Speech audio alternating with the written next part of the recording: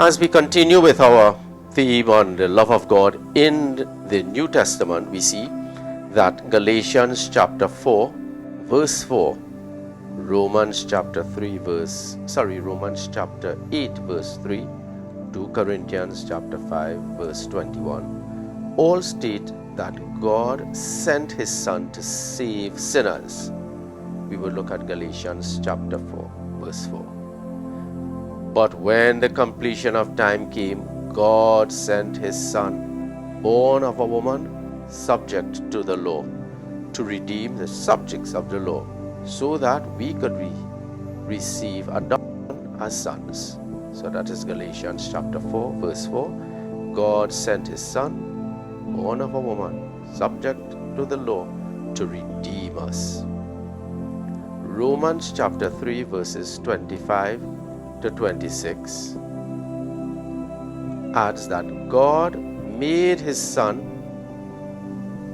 an expiation by His blood to apply His saving justice to the faithful.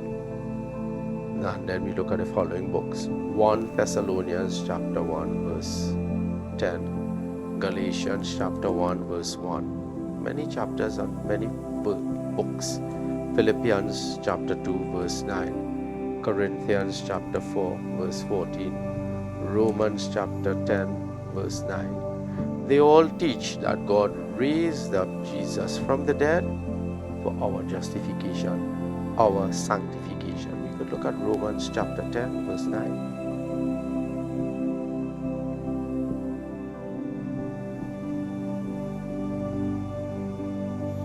Romans 10.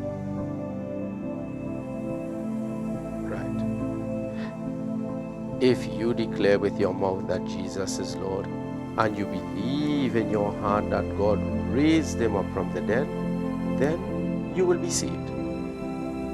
If you declare that Jesus is Lord, and you believe in your heart that God raised Him from the dead, then you will be saved. So we see then that this whole love of God, as I mentioned yesterday, is tied in with salvation.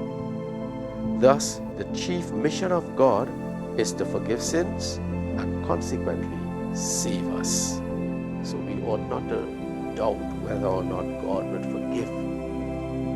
The chief mission, the chief aim, the chief perspective of God is to forgive, to pardon, and consequently bring us salvation. Paul's letter to the Corinthians, 2 Corinthians chapter 5 verse 19, underscore the mercy of God.